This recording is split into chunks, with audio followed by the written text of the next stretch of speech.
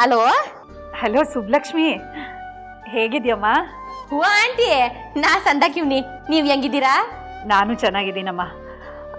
ಅದು ನಿಂಗೊಂದು ವಿಷಯ ಹೇಳಬೇಕಾಗಿತ್ತು. ಏನಂಟಿ? ಗುರು ಮನೆ ಹತ್ರ ತುಂಬಾ ಗಲಾಟೆ ಆಯ್ತು ಸುಬ್ಬಿ. ಗಲಾಟೆನಾ? ಯಾಕಂಟಿ? ಅಂಥದ್ದೇನಾಯ್ತು? ನೀನ್ ಗಾಬರಿ ಪಡೋಂಥದ್ದೇನಿಲ್ಲ. ಆ ಗುರುಮೂರ್ತಿಗೆ ತಾನು ಮಾಡ್ಕೊಂಡಿರೋ ತಪ್ಪುಗಳು ಎಂತೆಂಥದ್ದು ಅಂತ ಈಗ ಅರ್ಥ ಆಗ್ತಿದೆ ಅಷ್ಟೆ.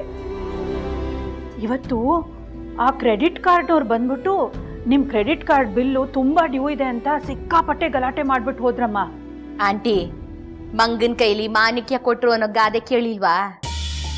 ಹಂಗೆ ಇವ್ರ ಕ್ರೆಡಿಟ್ ಕಾರ್ಡ್ನ ಸನಿಯಂಗ್ ಕೊಟ್ಟು ಕುಂತಿದ್ರು. ಅದಕ್ಕೆ ಅದ್ರ ಪ್ರಾಯಶ್ಚಿತ್ತನ ಅನ್ಭವಿಸ್ತವ್ರಿ.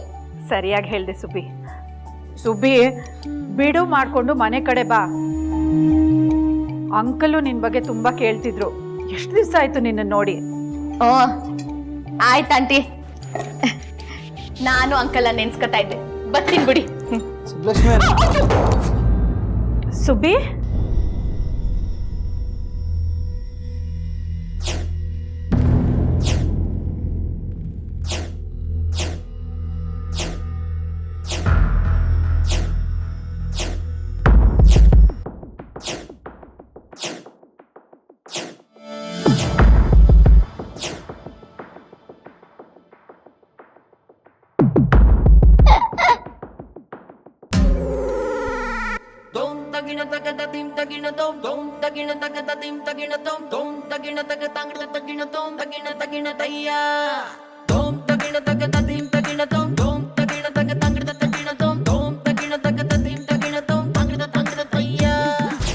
What is this?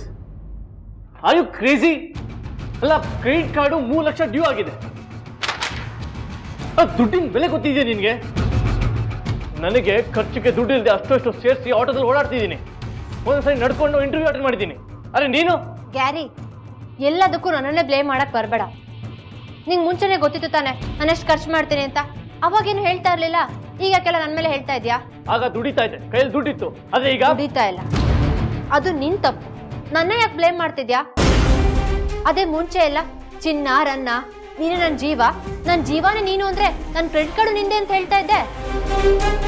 ಎಲ್ಲ ನಂದಾದ್ಮೇಲೆ ಅದನ್ನ ಯೂಸ್ ಮಾಡ್ಕೊಳ್ಳೋ ರೈಟ್ಸ್ ನನಗಿಲ್ವಾ? ರೈಟ್ಸ್ ಇದೆ ಅಂತ ಲಿಮಿಟ್ಸ್ನ ಮೀರಬಾರ್ದು.